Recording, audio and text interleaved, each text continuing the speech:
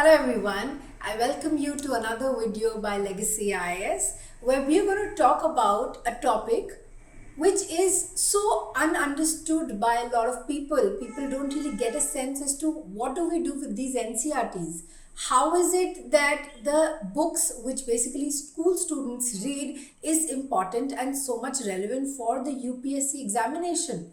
How is it that toppers are always talking about it? People who have cleared the exam keep talking about it because every time you open the book, you're actually confused as to what do I read from it? What do I make sense of it?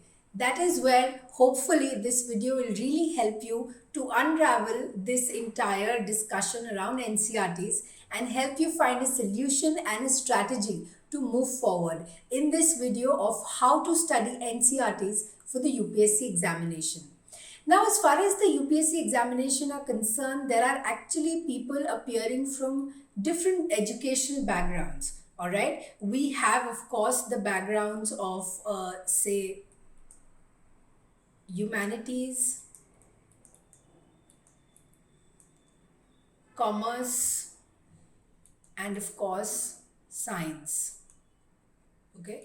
In school, generally, according to the Indian standards, so far at least, there have been like these three major courses from which essentially people come. So, as a broad representation, someone who has studied, let's say, political science and history or even sociology at the level of 11 and 12, and they've continued that at the level of their graduation, have obviously not studied biotechnology or about robotics or about computers, or may have forgotten what they have read as basic science in from class 6 to even class 10.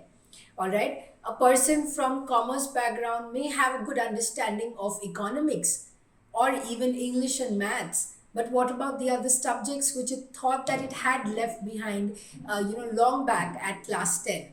So that is where the issue comes, that where you have people with so many different and varied backgrounds, okay, what is it that kind of comes or bring these people together on the same platform, on the same footing, and then start your journey?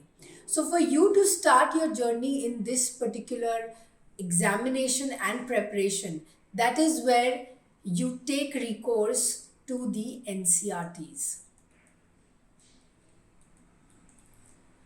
Now, besides this, besides having different levels of educational background, one also always finds that students, any individual for that matter, they're not same. They're not same in terms of the way in which you understand things, you develop your conceptual clarity, or for that matter, how well are you able to recollect something?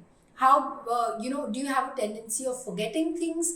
Are you able to retain things faster and for longer? So there are people with different and varied capacities.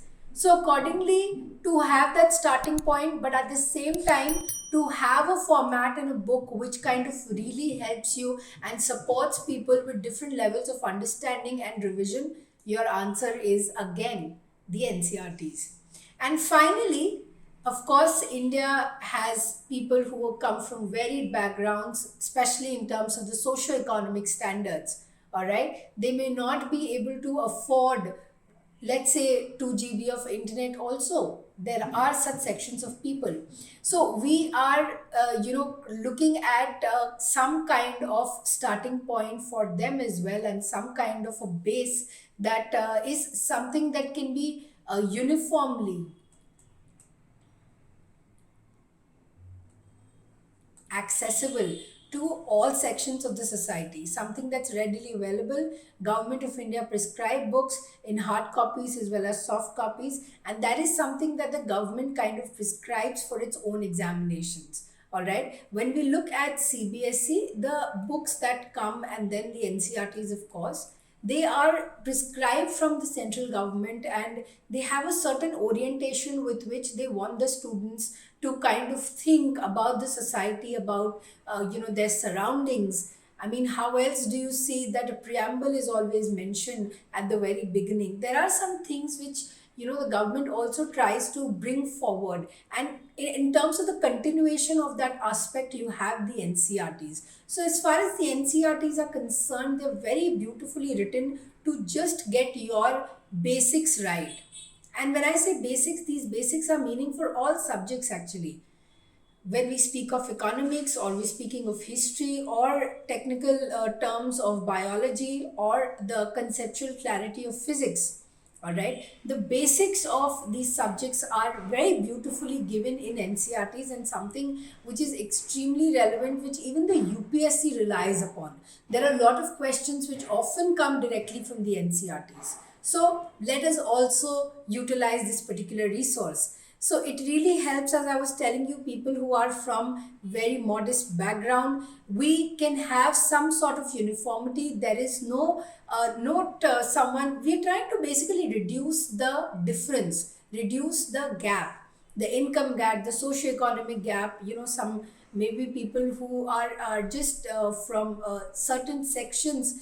It should not be that only those favored sections get access to such things. So in terms of when you're trying to have this uniformity and trying to have a single source which is so lucidly, so beautifully illustrated with a lot of examples which are standard specific, but also will help you to develop a lot of understanding.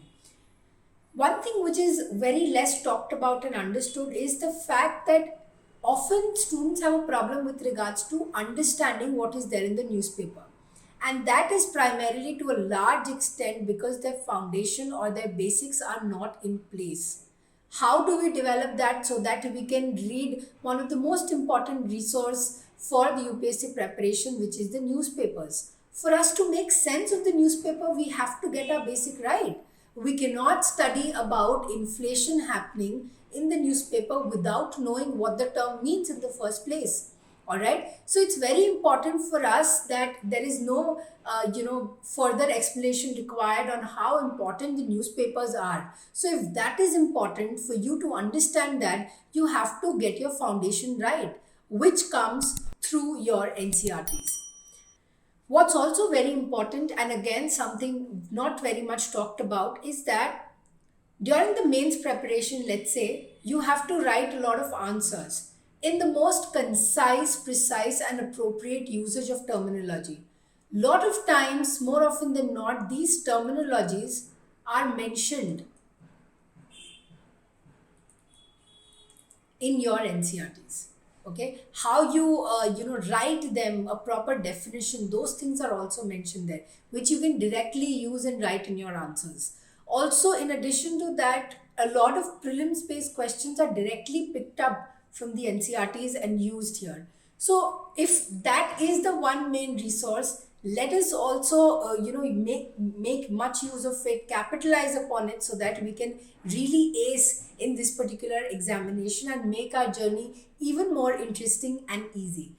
So there are a lot of NCERTs which basically have to be read during the course. Don't get overwhelmed by the number. Please always remember, these are books which are being studied by school students. But the question lies then, what is the difference in terms of our study? Do we have a difference in the first place? That is a question. Secondly, if there is a difference, what is the difference that we have to kind of look into our mind? That is where we come to how we basically study the NCERTs and the stages which are needed to study the NCERTs. Now, what is the first thing that you need to remember and keep it in mind before starting your preparation is that you need to go through the syllabus and you need to go through the previous year's questions. So when you do that, you essentially have an idea, as this is the broad limit which I have to study and which I have to know as far as the UPSC preparation is concerned. And to get everything inside this limit, I will have to study my NCERTs accordingly. You really get a sense, a very good sense, by looking at these two resources. Please treat them as resources only. All right. I mean, in addition to a guideline for preparation, they themselves are also often resources to study what you have to study, right? So when you pick up an NCERT, okay, you do first reading. Let's say there is this kind of a paragraph, or let's say you are at page 1. Okay, so when you're reading, make sure you read the entire page, or let's say one topic also. maybe the topic ends on page number 2. So the point is you finish the entire discussion, which is there either according to page or according to topic, and then come back once again soon after and then start making your notes. So the first reading is basically going to include a reading of the topic and plus making notes of that particular topic. Okay, so now when you are reading them and you're also making notes, by the way, in case those people who have difficulty in making notes, please refer to the video on note making, which will really help you to understand how to basically make notes for the UPSC examination. Okay, so when you're doing this note making, okay, then you essentially kind of concise, keep on reading and keep on concising. Once you read and then when you reread and also make your notes, things get entrenched in your memory. Okay, so make notes. How to make notes will be referred to in that video. So when you keep on reading and keep making the notes, the consolidation will happen, and the next time when you basically have your second time when you have to go through the NCERT, you basically only revise these notes. Unless and until in the second reading you want to go back and understand the things conceptually, which you're already doing in your first reading. Okay, the first reading is a lot to do about conceptual clarity, besides information collection.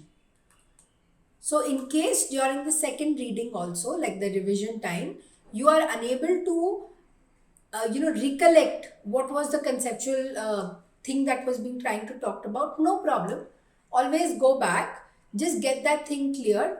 It may be for one topic, two topic or three topics, but more or less if you have understood broadly in the first reading, you will have that conceptual clarity, and after note making, you will be able to revise and retain much better. Okay, once you have finished this, then use this for your mains answers, also for elimination during prelims also. Okay, so using this information of NCERT to basically solve your mock tests is something that is extremely relevant. All right, so this is how we basically first choose which are the NCERTs that we have to refer to. In case you're not sure of that, please go to the NCERT, the list that is there of the NCERTs to refer.